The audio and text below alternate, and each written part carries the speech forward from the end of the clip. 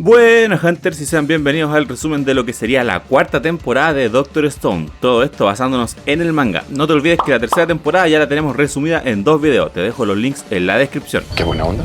Empecemos al toque nomás.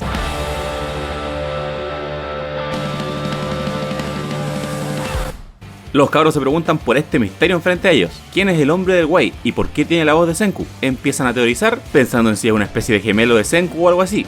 ¡No creo! El tema es que el hombre del Wei seguía repitiendo el mismo mensaje cada cierto rato, hasta que Ukyo usa su oído y se da cuenta que la voz del hombre del Wei no es una voz natural, sino que es una voz sintética, así que es alguien que en realidad imita la voz de Senku. Pero aún así se preguntan cómo es que el hombre del Wei conoce la voz de Senku y por qué razón la imita. Es un misterio. Muy misterioso. Hasta que Chrome piensa que quizá la imita porque cuando Senku activó la medusa, este la activó usando el teléfono, así que quizá el hombre del Wei interceptó la transmisión y decidió imitar la voz de Senku. Buscando pistas sobre este misterio, Soyuz recuerda que el tipo petrificado que trajo Taiyo hace unos días, ¿se acuerdan? El que estaba en el fondo del mar. Bueno, Soyuz recordó que ese tipo tenía una especie de marca extraña en el brazo, casi como un símbolo de la medusa, así que deciden despetrificarlo. Con solo ver el estado de la petrificación de ese tipo, Senku deduce que esta persona lleva petrificada unos cientos de años, así que no es alguien de la era moderna. En ese momento lo despetrifican. Su nombre es Matsukase. Este apenas ve a Ginro le hace reverencia, como si lo conociese o algo por el estilo. Lo que pasa es que Ginro se parece mucho a su antiguo líder, y Matsukase va a pasar mucha parte del manga tratando a Ginro como su protegido. El caso es que en esa conversación Matsukase le confiesa a los chicos que él solía vivir en la isla, la cual era una isla pacífica hasta que las armas petrificadoras empezaron a caer desde el cielo de a montones. Así que con esa información los cabros descubren que la fuente de todo se encuentra arriba. Senku al toque crea una antena parabólica para ver de dónde vienen las transmisiones y se da cuenta que efectivamente las transmisiones venían desde arriba. ¿Qué tan arriba te preguntas? Desde la mismísima luna. Obviamente todos quedan para cagar y lo que propone Senku es el siguiente proyecto, ir a la luna. Obviamente todos quedan en shock porque piensan que es imposible, pero aún así nadie se opone a este proyecto. Primero hay que construir un cohete. Para eso Senku sabe que los materiales que hay en Japón no son suficientes, así que primero hay que hacer un viaje por varios continentes para reunir los materiales necesarios. Además tienen que pensar en quién va a ir al espacio, ya que no pueden ser muchos. Sí o sí van a necesitar un piloto, el que obviamente va a ser Ryusui. También el científico, que evidentemente es Senku. Y también necesitan a alguien que pueda luchar en la luna, en caso de que la cosa se ponga complicada. Así que ese puesto lo va a ocupar la persona más fuerte. ¿Quién será, te preguntas? Magma propone otro torneo para elegir al más fuerte, pero Senku dice que no es necesario. ¿Cómo que no? Está claro quién es el más fuerte, y ahora que tienen la medusa, llegó el momento de traerlo de vuelta. El mismísimo Tsukasa. Rápidamente se dirigen a Japón para petrificarlo y sanar sus heridas, pero la gente de la isla ahora reconoce a Soyuz como su líder, así que este se despide de los cabros ya que se va a quedar liderando la isla y le pide a Kirisame que vaya con Senku para ayudarlo en lo que necesite. Los cabros aceptan sin ningún problema. Además Soyuz le dice a los cabros que ya memorizó la forma para despetrificar a la gente, así que él se va a encargar de despetrificar a las demás personas de la isla. Con todo listo, los cabros vuelven a Japón a petrificar a su casa. Llegan a la isla y el más feliz es Chrome, porque dice que ahora con la medusa pueden petrificarse cada vez que tengan heridas, para después sanarse. Pero los cabros saben que hay algo raro. Primero, no están seguros si lo de su casa va a funcionar, porque simplemente lo congelaron, y según ellos eso fue dejarlo criogenizado, pero quizás su casa puede que ya esté muerto. Y lo otro es que si recuerdan en la batalla de Senku contra Ebara, este le hizo una herida bien fea a Senku en el brazo. Sin embargo, Senku no se petrificó para sanarse. Todos se dieron cuenta que Senku no se ha petrificado porque aún tiene esas marcas en su cara. En cambio, las de todos los demás que tenían las marcas, como Tai y Yen por ejemplo, se les sanaron cuando se despetrificaron en la isla. Y cuando le preguntaron a Senku por qué no la ha usado para sanarse, Senku confiesa que fue porque la medusa está sin batería. Obviamente esto es una suposición de Senku porque se imagina que esto tiene que funcionar de algún modo con algún tipo de energía. Y cuando petrificó Ebara, Senku la activó para que la luz se expanda por 5 metros. Pero con suerte la luz se expandió por 1 metro, así que se imagina que la medusa ya no le queda batería. Y es por eso que no la quiso usar en él, porque prefiere sanar a su casa si es que aún le queda algo de batería a la medusa. Los cabros van donde el cuerpo de su casa, en donde también estaba Mirai, su hermanita, la cual toma la medusa y la coloca en la mano de su casa, deseando que aunque sea la medusa pueda generar una pequeña luz aunque sea diminuta, para que así petrifique a su hermano. Taiyo también sujeta su mano fuerte, pero no es el único. Todos los presentes sostienen la medusa junto al cuerpo de su casa y gritan: 1 metro, 1 segundo. La medusa emite un diminuto rayo, pero es suficiente para petrificar a su casa. Al toque Senku lo despetrifica. De esa forma por fin regresa el mamadísimo de su casa, saludando a su hermanita y volviendo al fin a reunirse con Senku. Y miren este dibujo hermoso, weón. Rápidamente le comentan lo que van a hacer ahora a su casa, el cual queda en shock. Mientras conversaban, Matsukase se da cuenta que simplemente por la presencia de su casa, este buen es re fuerte. Así que Matsukase le pide una pelea de entrenamiento a su casa. Y como su casa aún sigue siendo el más mamado de todos, derrota a Matsukase al toque. ¿Acaso no lo viste venir?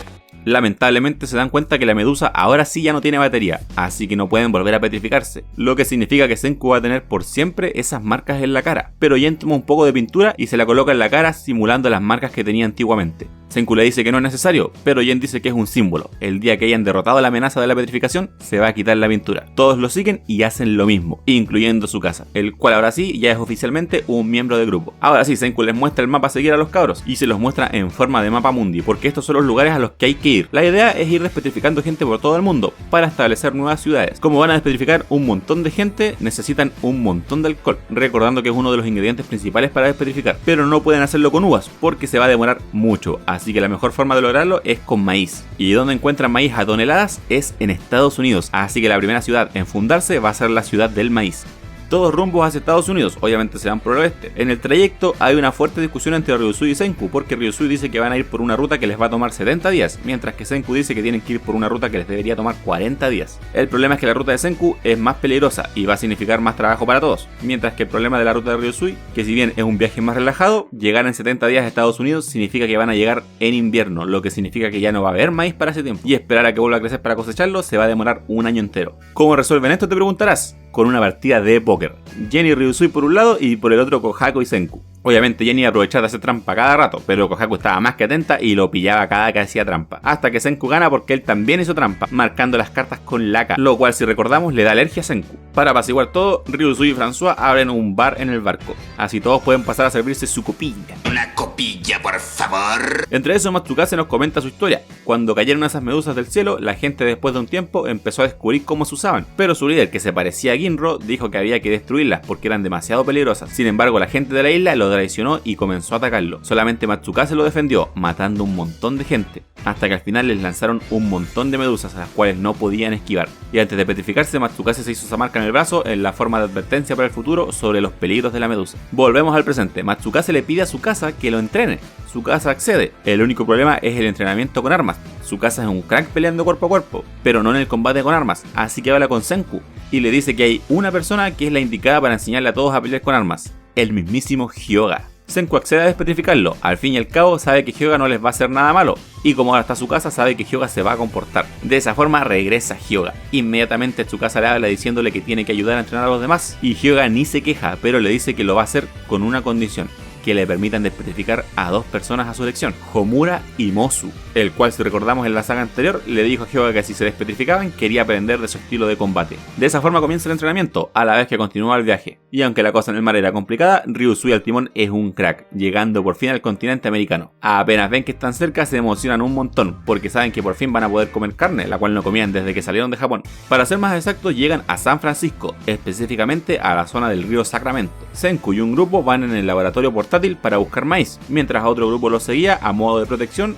y buscar alimentos, cuando de repente un montón de cocodrilos aparecen para atacarlos. Pero los cabros que estaban cagados de hambre salen a encargarse, y Ryusui dice que estando en Estados Unidos y teniendo carne, solo hay una cosa que pueden preparar: hamburguesas, las cuales François hace al toque.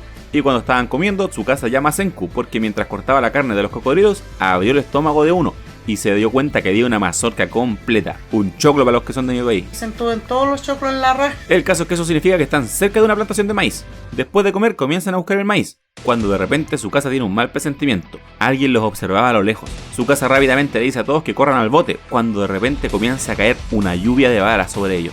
La persona escondida tenía una metralleta. Por suerte todos alcanzan a subir al barco y escapar, pero quedan en shock por saber que hay gente despetrificada aquí, y lo que es más increíble es que tienen armas de fuego avanzadas, lo que significa que en Estados Unidos hay alguien igual a Senku, un científico que despertó de la petrificación, pero a diferencia de Senku, este científico tiene más avances en el terreno armamentístico. El problema es que de repente los cabros empiezan a escuchar el ruido de un motor acercarse, salen a la cubierta del bote a ver qué era, todos miran hacia arriba, porque ahora el enemigo los ataca desde un avión. Los cabros no saben cómo hacerle frente, hasta que de repente el enemigo comienza a acercarse y disparar, destruyendo el barco.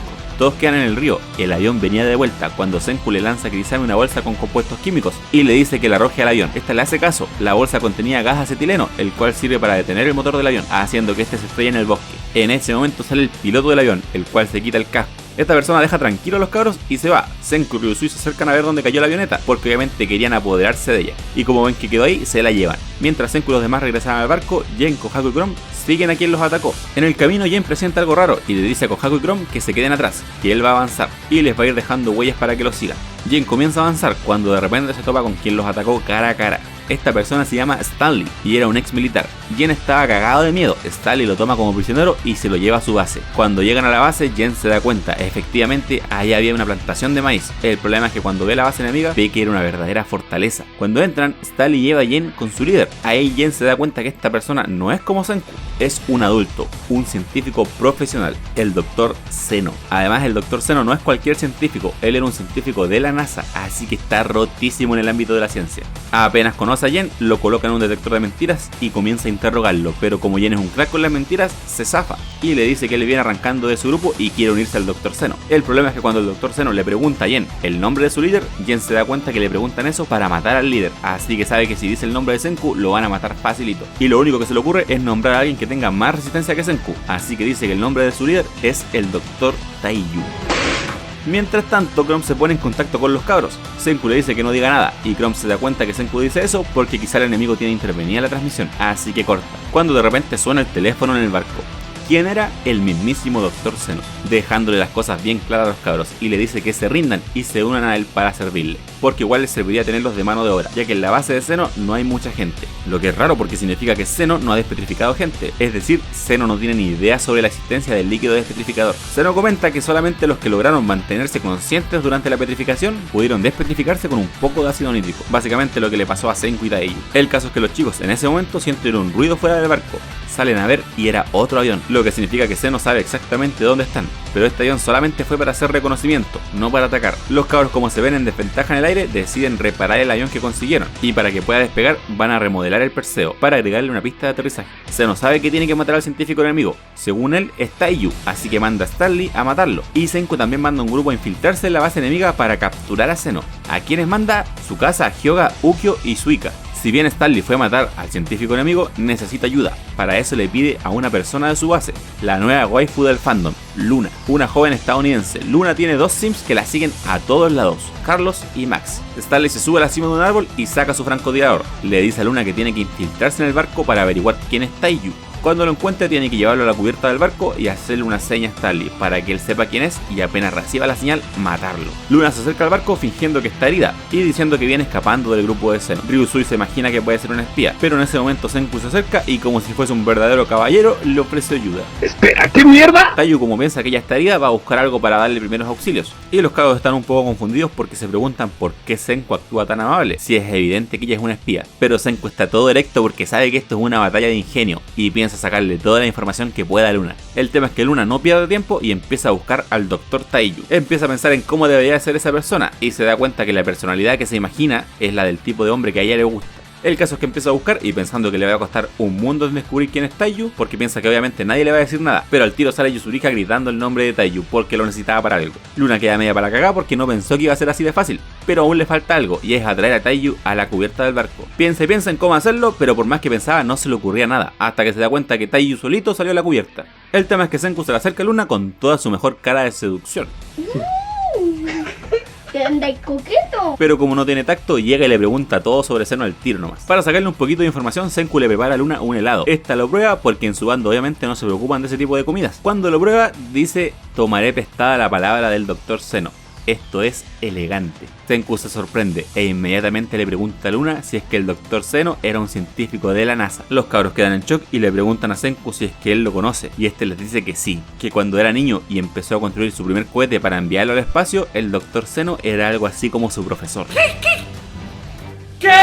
Viajamos varios años al pasado, cuando Senku comenzó con su proyecto para crear su primer cohete, ¿se acuerdan? El caso es que le costaba bastante porque investigando por su cuenta sabía que no lo iba a lograr, así que mandó varios correos a varios lugares donde sabía que había gente que trabajaba con cohetes. Uno de esos lugares fue la NASA. Aparentemente cierto personal de la NASA se dedicaba a revisar los correos. Entre eso era normal que le llegaban preguntas de ciertos niños como si el espacio es negro, porque el cielo es azul, pero de repente les llega el de Senku y quedan pala cagada viendo que el proyecto de este niño era prácticamente ilegal, llegando a pensar que esto incluso era algún tipo de broma. toma, así que deciden ignorarlo. Pero hay alguien que sí le responde a Senku a escondidas, el mismísimo Dr. Zeno. Constantemente Zeno respondía a todas las dudas que tenía Senku por correo, pero nunca usó su nombre para responder, sino que respondía con el nombre del Dr. X, y siempre terminaba sus correos con la frase "la ciencia es elegante". Senku pasó un montón de tiempo así hablando con el Dr. Zeno, hasta que finalmente logró completar su cohete. Cada vez que Senku tenía una duda, le preguntaba al Dr. X. El tema es que entre esos mismos correos que se enviaban, se veían ciertas diferencias entre ellos. Por ejemplo, Senku quería usar la ciencia simplemente para obtener conocimiento, mientras que se notaba que Zeno quería usar la ciencia para tener poder. Por ejemplo, le decía a Senku que no hay diferencia entre el cohete que estaba armando y un misil.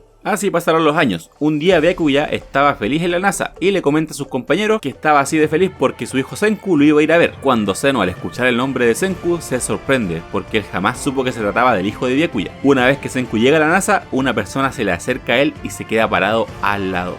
El mismísimo Zeno. Ambos se quedaron parados lado a lado sin decirse nada, hasta que cuando llega Byakuya, Zeno se va sin decir nada. Sigue pasando el tiempo, comienzan a aparecer las golondrinas petrificadas. Ya el gobierno de Estados Unidos se dio cuenta de eso, así que ciertas personas de Estados Unidos se juntan en el parque de San Francisco para discutir el asunto. A la reunión llega todo el grupo que está actualmente con Zeno, y otros que también estaban investigando, descubriendo que las ondas cerebrales de una golondrina petrificada eran fuertes, así que dedujeron que esa golondrina sigue despierta. En el parque también estaba Luna, la cual para ese momento estaba casi de cumpleaños, así que uno de sus Sims le da de regalo un anillo, pero no cualquier anillo, sino que uno de platino, cuando de repente una luz se ve a lo lejos. Así es, aquí es cuando sucedieron los eventos del primer capítulo de la serie. Stanley, antes de que la luz los alcance, le dice a todos que no pierdan el conocimiento, que ocupen su mente lo más que puedan. Carlos, que era el Sim que le trajo el anillo a Luna, se lo coloca en la boca. En ese momento todo el mundo se petrifica, y así pasaron 3700 años, hasta que finalmente tanto Senku como Zeno se despetrificaron al mismo tiempo. La diferencia fue que los que estaban con Zeno comenzaron a despetrificarse también, siguiendo las órdenes de Stanley de no perder el conocimiento. Entre ellos se despetrifica Carlos, que era quien tenía el anillo, y como lo tenía en su boca, el anillo se mantuvo casi intacto. Apenas Zeno lo toma, se da cuenta que era de platino, y lo utiliza para hacer ácido nítrico, y con todos los materiales que tenía, se puso a hacer armas. Volvemos al presente. Luna empieza a sentirse atraída por Senku, pero tiene que dejar de perder el tiempo. Comienza a acercarse a Taiyu para darle la señal a Stanley y que lo mate, pero justo cuando estaba por hacerlo, se arrepiente, porque sabe que ellos no son malas personas. Aún así le manda un mensaje a Stanley, moviendo los labios, aunque Ryusui se da cuenta que Luna está asomándose al borde del barco. El caso es que Luna mueve los labios diciendo que hay un posible amigo de Zeno en el barco, Senku. Los Sims leen los labios de Luna y mandan un mensaje a la base de Zeno. El grupo de Senku también intercepta el mensaje, pero no saben qué dice porque está en código. Sin embargo, Ryusui se da cuenta de algo raro. Ese mensaje salió justo después de que Luna se asomase por el barco. ¿Coincidencia? ¡No lo creo! Mientras tanto, en la base de Zeno descubrió que Senku estaba vivo, lo que significa que Yen le mintió y no es Taiyu el líder, sino que Senku. A pesar de que Zeno se emociona de que Senku está vivo, no cambia sus planes y le dice a Stanley que lo mate. Le da indicaciones de cómo debería ser su apariencia, hasta que por fin Stanley lo tiene en la mira. Pero como Ryusui es un crack, se dio cuenta de todo, así que le dijo a todos que tengan cuidado, que había un francotirador cerca. Rápidamente todos se ponen a cubierta. Senku toma una bolsa que tenía almidón y lo mezcla con unos químicos para crear una especie de protección. Pero Stanley, que se lo pasa jugando Warzone, le dispara a Senku a través de la pared del barco. Apenas dispara, Stanley piensa que ya mató a Senku, así que regresa a su base. Por suerte Senku no murió, pero aún así quedó con heridas graves y va a ser imposible que se salve sin ayuda médica. Luna se arrepiente por lo que pasó y dice que puede intentar curar las heridas de Senku, ya que antiguamente estudió medicina. Taiyu se arrodilla frente a ella y le suplica que sane a su amigo. Luna accede a hacerlo, mientras tanto el equipo de su casa se reúne con Chrome y Kohaku. El caso es que ahora sin Senku, el grupo se preocupa de que Zeno los ataque ahora, pero Senku le dio la medusa a Ukyo y le dijo que la arroje a Zeno, porque de todas formas ya está sin batería, así que no va a funcionar. Pero sabe que apenas Yen vea a la medusa, se iba a dar cuenta y le iba a tirar mentiras a Zeno, haciéndolos pensar que el grupo de Senku tiene armas para petrificarlos. Yen efectivamente lo hace, aunque de todos modos Zeno no iba a atacar a los cabros al tiro. Primero está terminando una nueva arma, la cual le pidió a su ingeniero que lo haga, Brody, el cual le dijo a Zeno que iba a tener el proyecto listo en 2 semanas. En ese momento el grupo de Chrome se entera que a Senku le dispararon, pero Senku dejó un último mensaje, el cual decía Chrome, dando a entender que ahora Chrome era el científico del grupo y dejando todo en sus manos. Chrome no pierde el tiempo y piensa en cómo llegar a la base de Zeno sin que los detecten, y la única forma que se le ocurre es haciendo un túnel. Les da las indicaciones a Kaseki sobre lo que necesita y Kaseki fabrica lo necesario al toque. Lo que diseñó Chrome fue nada más ni nada menos que un taladro gigante. Mandan a Taiyu para que les lleve las cosas en el laboratorio portátil. En el camino Taiyu sabía que uno de los Sims de Luna lo iba a seguir sí o sí, y como Taiyu o es muy buena persona o es muy weón, se acerca y le ofrece llevarlo para que no camine. ¡Pero qué imbécil! Aunque apenas se reúne con los demás, lo amarran. Mientras tanto Luna, que intentaba curar las heridas de Senku, se enamora cada vez más de él y le dice que va a ocuparse de todas sus heridas siempre y cuando él acceda a ser su pareja. Así que ahora sí, Senku ya tiene polola nueva. De esa forma tenemos una nueva aliada del grupo. Mientras tanto, el grupo que estaba haciendo el túnel no tenía idea de cómo era la base de Zeno por dentro, así que le piden a Carlos, el sim de Luna, si les puede hacer un mapa, pero este obviamente no accede a ayudarlos. Pero cuando se entera que Luna se puso de pareja con Senku, su actitud cambia, porque este buen es tan sim que va a apoyar a Luna siempre. Eres patético. Así que también se une a los cabros, dándoles información de cómo es la base de Zeno. Avanzamos en el tiempo, ya han pasado las 2 semanas. Los cabros en el barco ven como en el aire se acerca Stanley en el avión, pero ya estaban preparados. El avión estaba listo, el Perseo ya tenía la pista para despegar y también Senku ya se había recuperado de gran parte de sus heridas. Así que junto a Ryusui pilotean el avión y se lanzan a la batalla. La pelea se complica bastante en el aire porque Stanley es un experto. El plan de los chicos es colocarse detrás del avión de Stanley para dispararle, pero es imposible ganarle hasta que Senku y Ryusui se les ocurre ir más arriba que él, para de esa forma arrojarle bombas de gas acetileno al avión de Stanley, lo cual les funciona a la perfección, haciendo que el avión de Stanley se estrelle en el bosque. Aunque los cabros igual tuvieron pésima suerte porque el gas también les llegó a ellos, así que también se les va a pique el avión. En ese momento todos los que estaban en el barco miraban hacia el cielo la batalla entre aviones, pero no se dieron cuenta de lo que venía por debajo de ellos, y es que el proyecto que estuvo trabajando Zeno era un submarino. Tan pronto como el submarino se acerca, les lanzan una especie de torpedo al Perseo, el cual si bien no es tan potente, es lo suficiente para dañar el barco y descolocar a todos. Tan pronto como el submarino se acerca, salen todos los soldados de Zeno a atacar el barco, derrotando a todo el grupo de Senku en menos de un minuto. Aunque no a todos exactamente, porque bajo cubierta estaban Mozu y Matsukase, los cuales emplean todo lo que han aprendido este tiempo en combate, como Mozu por ejemplo, que usa todos los movimientos que aprendió de Hyoga, así que aún había esperanza con estos dos defendiendo el barco, porque ni siquiera le tenían miedo a las armas de fuego. Mientras tanto, Senku y Ryusui, que ya se habían bajado del avión, van a buscar donde cayó Stanley, cuando de repente se dan cuenta de que quien piloteaba ese avión no era Stanley, era otro soldado. Así que la pregunta es, ¿dónde está Stanley? Lamentablemente él estaba también en el submarino, así que cuando ve a Mozu Kirisame se lanza a atacarlos. Mozu lo ataca, pero Stanley le dispara en el hombro, dejándolo fuera de combate. Lo mismo sucede cuando Matsukase lo ataca, este también se lleva un balazo en el hombro, derrotando ahora sí a todos los que estaban en el Perseo. Stanley comunica su victoria a Zeno, el cual pensaba que ya había ganado, cuando de repente aparece detrás de él el mismísimo Tsukasa. Así es, Chrome había terminado el túnel a tiempo, logrando infiltrarse en la base y capturar a Zeno. De esa forma lo amarran y lo llevan fuera de su base. Apenas salen de la base le informan todo a Senku por el teléfono. Mientras tanto en el Perseo todos están amarrados, cuando Max, el otro sim que tiene Luna, se le acerca. Ella le pide ayuda para escapar ya que quiere ir donde está Senku para sanar sus heridas, y Max accede a ayudarla. Luna también le pide que desamarre a François porque ella puede ayudarle con los primeros auxilios, y también le pide que desate a Kaseki en caso de que necesiten reparar el avión. Pero Kaseki no necesita ayuda para que lo desaten, simplemente cuando escucha cómo funciona el invento de la era moderna, Kaseki se emociona sacando su modo mamado y rompiendo las cuerdas. De esa forma logran escapar del barco sin que Stanley se dé cuenta y dirigirse donde Senku. Mientras tanto Senku se reúne con los chicos que tenían capturados a Zenos. Ahí tenemos el reencuentro del maestro y el alumno, y se ve que Zeno también le emociona un poco ver a Senku. En ese momento también llega Luna con los demás. Senku le agradece por rescatar a François y Kaseki, y ahora sí ya están todos listos para avanzar. ¿Avanzar?, pregunta Taiyu. Zeno le dice a Senku que no tiene dónde ir porque capturaron su barco, pero Ryusui lo entendió todo el weón. Ryusui se dio cuenta, hay que seguir adelante. Vuelven a la base de Zeno para robar su barco, de esa forma escapar por el río. Le preguntan a Senku cuál es el siguiente paso, porque si siguen bajando por el río van a pasar por al lado del Perseo, es decir que se van a topar de nuevo con Stanley. Senku le pregunta a Yen quién de los que vio en la base de Zeno le pareció la persona más sensata, y Yen dijo que Brody, el ingeniero. Así que Senku usó el teléfono para llamarlo, con el objetivo de proponerle un trato. Los estadounidenses tenían a los aliados de Senku como rehenes, y Senku tenía a Zeno como rehén, así que le propone un trato para garantizar la seguridad de todos los rehenes. Senku le da la fórmula de despetrificación a Brody, porque les va a dar una tarea: despetrificar 1 millón de personas para fundar la ciudad del maíz. A Brody no le queda otra más que aceptar, porque sabe que de esa forma no le va a pasar nada al Dr. Zeno. Pero le dice a Senku que aunque él acepte el trato, Stanley no lo iba a hacer y lo iba a perseguir hasta matarlo. Senku sabe que es así, pero de todas formas está dispuesto a tener esa alianza con Brody mientras arranca de Stanley. En ese momento Suika se da cuenta, este es el adiós.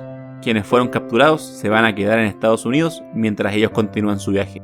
Taiyu piensa en Yuzuriha, no va a volver a verla quizá por cuánto tiempo, y ni siquiera va a tener tiempo para despedirse. En ese momento el barco en el que iba Senku estaba a punto de pasar al lado del Perseo, así que aceleran a máxima velocidad porque sabían que Stanley los estaba esperando para matarlos. Exactamente, Stanley toma un arma, pero se da cuenta que en la punta del barco Senku puso la medusa, Y pensando que Senku los puede petrificar, Stanley centra sus disparos únicamente en la medusa, tirándola al fondo del río, lo que funcionó a favor de Senku porque de esa forma pasaron al lado del Perseo sin recibir ningún daño. La felicidad de los que se quedan al ver a Senku y los demás se nota. Taiyu mira atrás con ojos llorosos, a lo que Chrome dice que hay que por lo menos asomarse a la cubierta para despedirse. Pero Hyuga lo detiene. Es peligroso asomarse por la cubierta. Stanley podría dispararles apenas se asomen. Así que Hyuga pregunta, ¿vale la pena arriesgarse para despedirse? Y nadie lo duda, todos alzan el puño en señal de despedida. Unos se quedan para despetrificar gente y los otros para seguir avanzando por el mundo. De esa forma el grupo de Senku sigue su camino. El siguiente destino es el lugar donde se originó el rayo petrificador. Así es, Sudamérica, lugar donde vamos a tener el mejor arco del manga. Pero eso lo vamos a dejar para un próximo video. Si el video te gustó, no olvides suscribirte y dejarnos tu like. Eso nos ayuda un montón, además de seguirnos en nuestras redes sociales. Links en la descripción. Recuerda que estamos subiendo todo el manga de Dr. Stone al canal. Nos vemos, hasta la próxima.